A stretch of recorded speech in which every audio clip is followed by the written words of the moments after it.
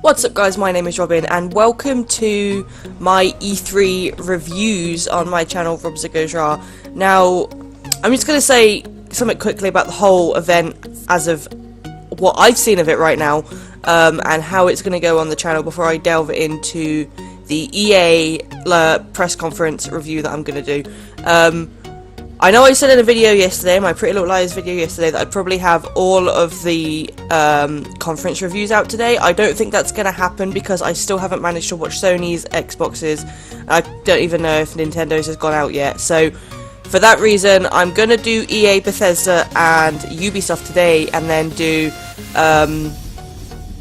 Sony, Microsoft and Nintendo tomorrow. Because I still haven't watched them. I need to have time to do that and then record the videos afterwards. And also, I'm in the process of blasting through the Uncharted games in preparation for the charity live stream I'm doing next week, actually a week today, for Macmillan Cancer Support, because I can't believe I'm going to say this as a PlayStation person. I've never played any of the Uncharted games, and Andrew wants to play Uncharted 4, which I do want to play, but I haven't played the first three. So I played the first one last night, and I got through the whole game yesterday. I'm going to play the second game today after I've recorded all of these kind of review videos, and the in-between parts. So, and then I'm going to watch Sony and Microsoft and Nintendo's press conferences. So that's how that's going to work. It's going to be 3 videos today, and I think it's better than trying to push out 6, because that might be a little bit too much work. But anyway, so EA, their press conference was a little bit meh, I guess. I don't know. The thing is with me with EA is I think they make fantastic games, but I don't play them. Like, they're not games that appeal to me. Like, I can appreciate a good game that I don't necessarily like, but I can appreciate it all the same. But they had some interesting things coming around for the next year. The first thing they presented was actually Titanfall 2. And for those of you who don't know, Titanfall 2 is coming to PlayStation 4 as well. Now, PlayStation didn't have Titanfall back when the first game came out. It was an Xbox exclusive. So it's now coming over to Sony and PlayStation 4, which is really cool. I actually did like the look of Titanfall, but I don't have an Xbox One, so I can't play it. So I will probably have to get hold of someone's Xbox One and play Titanfall 1 before I go over and play Titanfall 2 on the PS4. But that's coming out, I think they said later this year at some point. 28th of October, I've got it written down here. Confirmed for 28th of October.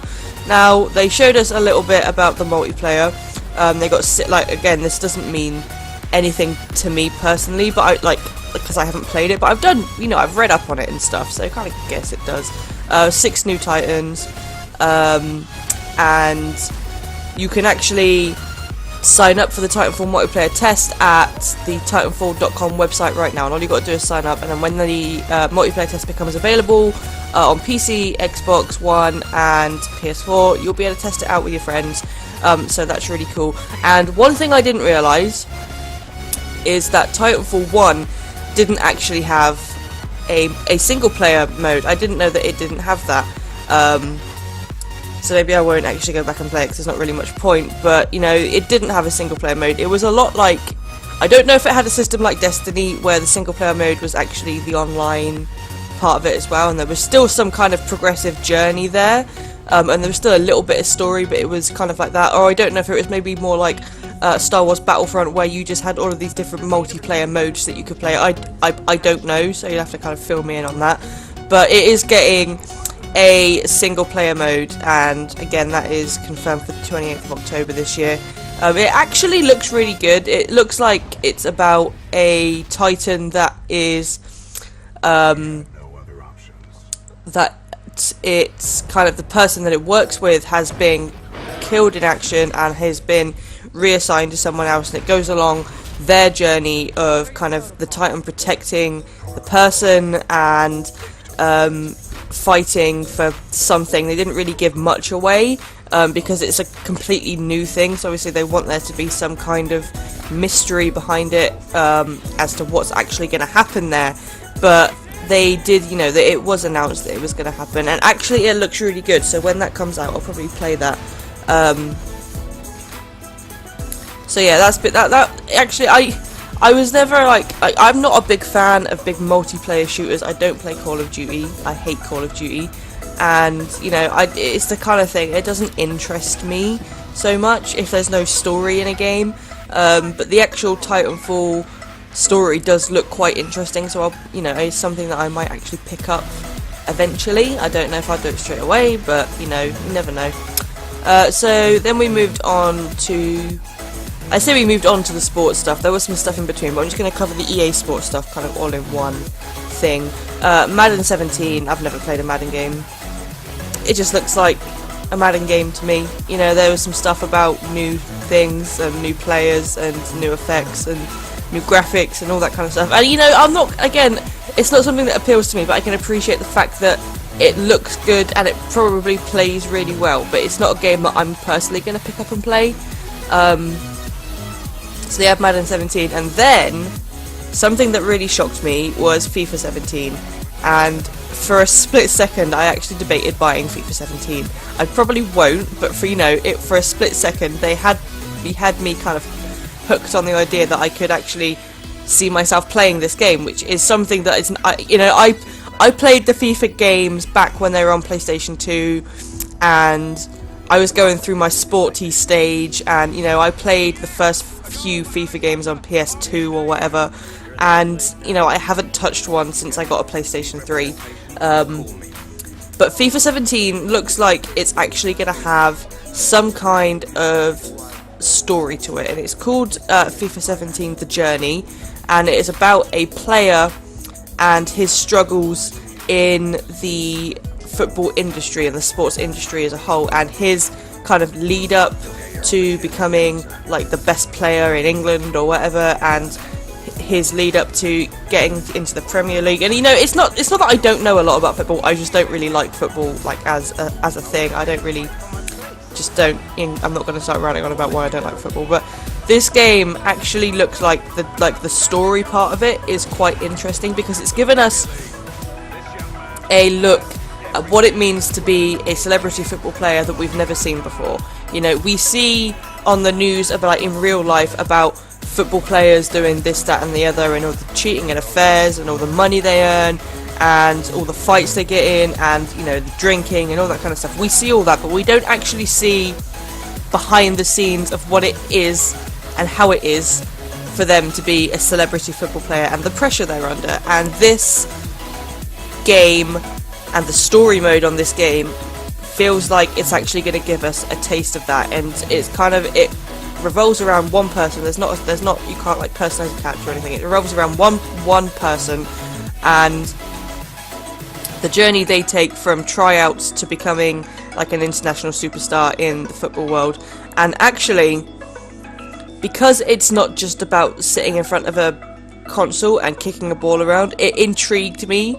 So it's something that I would probably quite like to try out and actually see where they took putting a story into a game like FIFA and how far they took it, because you know, I haven't played the most recent FIFA games. I don't know what their story elements are, but as far as I'm aware, they're just kind of building your team up in the league. So it's really quite something to have a story that is based around the actual life of a person and their experience in building themselves up in the football world. So that was something that actually intrigued me, and it's something that gives me, you know, a lot of hope and a lot of joy that games like FIFA can actually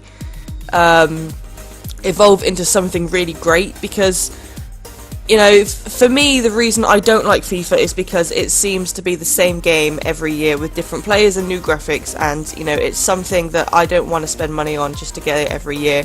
I was actually speaking to a friend in the Sergeant's Mess where I help out about FIFA and the fact that neither of us like it, and he says he bought FIFA 16, and I was like, I haven't played a FIFA game since PlayStation 2, and we were having a conversation about it, and I personally think it would be a really fantastic idea for there to be a FIFA PlayStation 4 or a FIFA Xbox One game, just one game, and every year when there's new players and there's updates, you just kind of get them added to your kind of library of FIFA stuff on that game, and then you can carry on building up your teams and things like that. So maybe you haven't got to go out and buy a whole new game each year, but you can buy a DLC update every year for a lower price, and kind of update your team, and you can continue going out on the league, and that would allow for constant progression and things like that. I think that's a really good idea, and if that were to happen, it might be something I would consider trying, but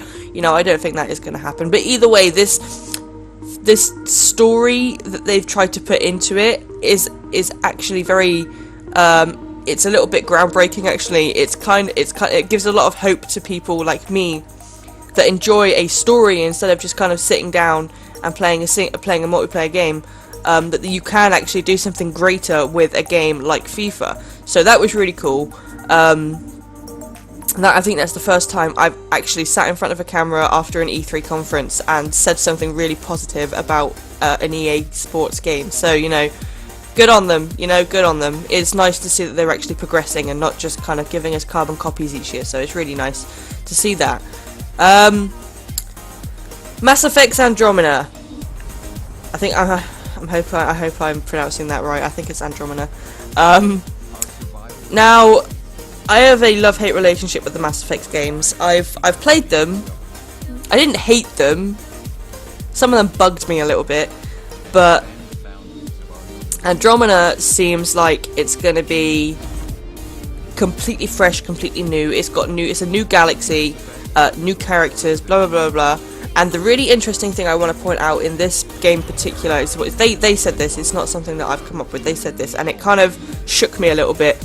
Is the fact that because we're in a new galaxy, we as the player and the character that we're portraying are technically the alien, and it kind of is about trying to save the human race and trying to scout out and journey somewhere for the human race to live, because the galaxy, our Milky Way galaxy, is under threat and we can't live there anymore, or whatever it is.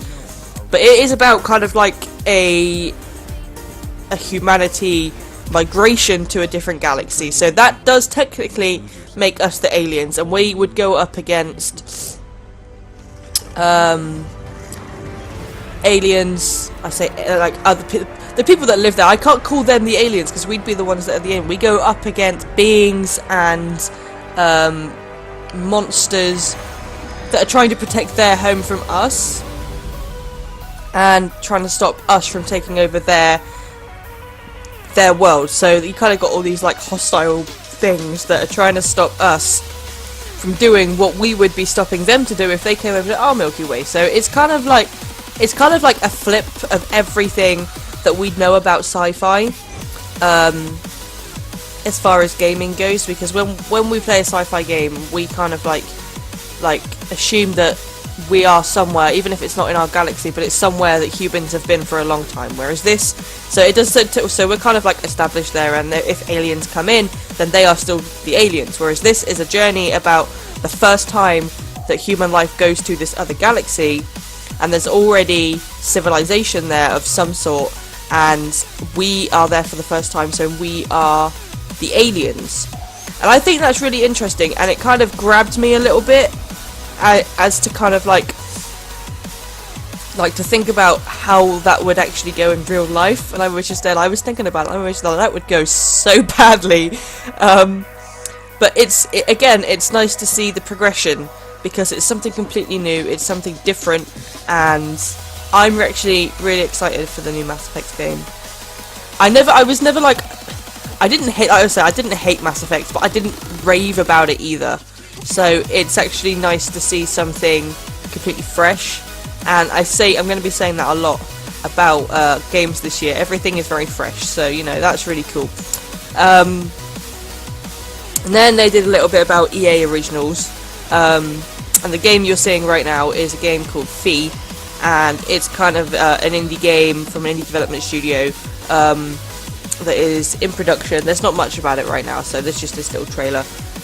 But anyway, it's being funded by EA Originals, and EA Originals is a team within EA as a whole that backs small developers and funds them and gives them the publishing and the money and the kind of advertising and everything they would need to get their project out to the world. And for me as a game developer, it's really nice to see that kind of thing happen, and for that kind of thing to be growing within EA, because you know EA are probably one of the most famous game development companies, like big game development companies on the planet. You know, they're EA, and it's nice to see that they are still in the mindset that it's going to be the new developers that bring gamers their next big thing.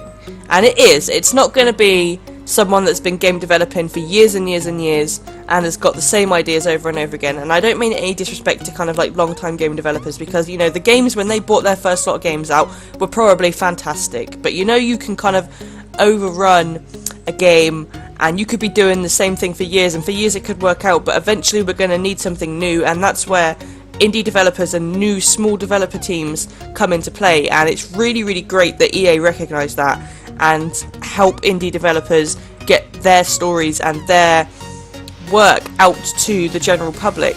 So, you know, for me as a game developer, it was really nice to see that. Fee as a game is actually really adorable. I will probably play that when it comes out. It's about kind of like the connection that nature has with animals and things like that, and how you can connect with nature to find information about your specific species and things like that. And it looks really cool. It's kind of got similar graphics to No Man's Sky, in the way that they're kind of like cartoony but sci-fi at the same time, and all the light effects, it's really cool. It looks like a really cute little game, so I'll probably play that when it comes out. But you know, EA Originals is something that I am a big fan of as a game developer, and eventually going down the line, it's something that I will probably be taking part in myself. So you know, it was really cool to see that they actually dedicated a whole part to that. So that was really cool.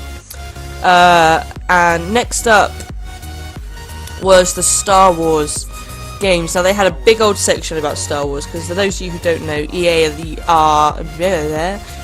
are behind most of the Star Wars games that we know and love these days.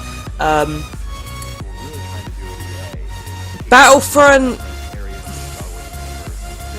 I again have a love-hate relationship with Battlefront. I like the game, I think it looks stunning, and it's really great to go into the Star Wars universe and actually recognise where you are and play as these characters, and the gameplay is fantastic. But again, I'm not an online gamer. I like single-player story games, and they have single-player modes where you can go up against AI, but it's not story-based, so it's something that I think was very much missing from Battlefront.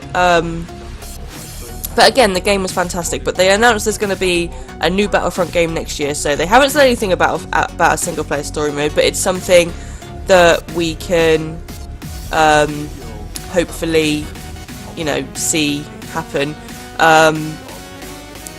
So that's going to happen. There's going to be content in there from The Force Awakens, and that means characters, weapons, settings and everything. There's going to be Force Awakens galore in there, and it's also going to be virtual reality compatible, which is incredible, because I think actually Battlefront that we've got now would be really great on VR, so it's nice to see that they're actually considering that, and they're going to put it in with the new Battlefront game, and that's going to be on there.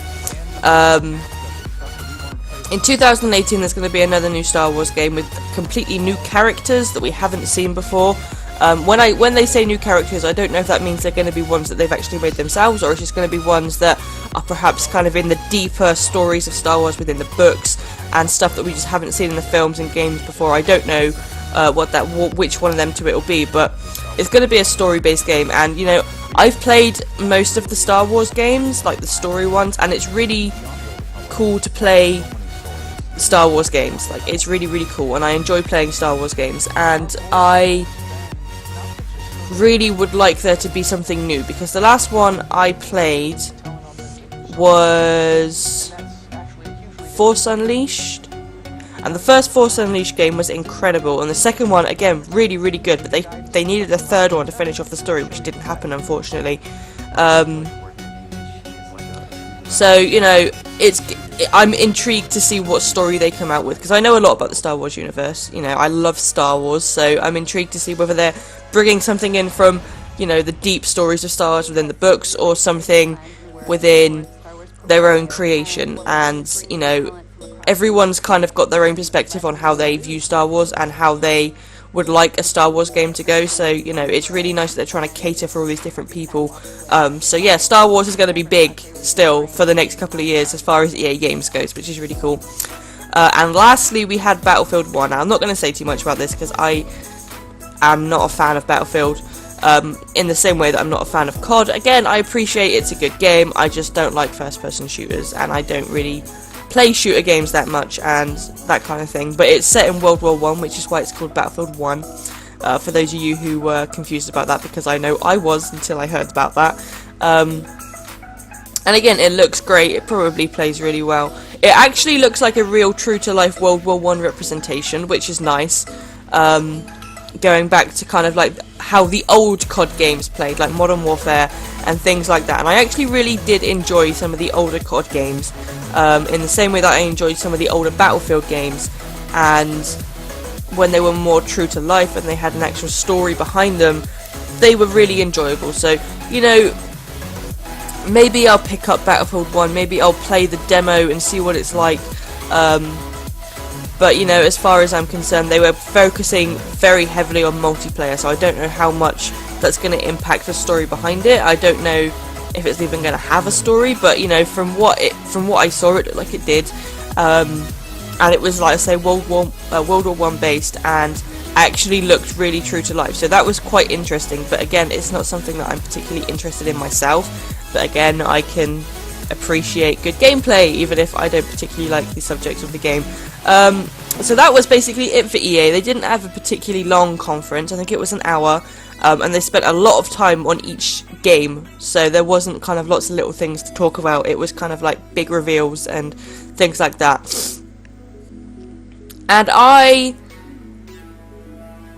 think their conference was probably a little bit overrated this year. It wasn't great. It wasn't bad, but it wasn't great. I think all of the stuff that was in there wasn't really anything new. Like, I knew about Star Wars, the new Star Wars games. I knew that there was going to be a Madden and a FIFA game. I knew Titanfall 2 was coming out, and it was going to be out on PlayStation 4.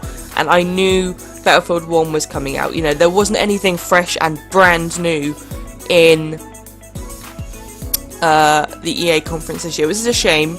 But, you know, they're working so hard on getting everything they have already perfect. You can't really say it's a bad thing, because at least they're working to perfect the things that we're going to be buying over the next year.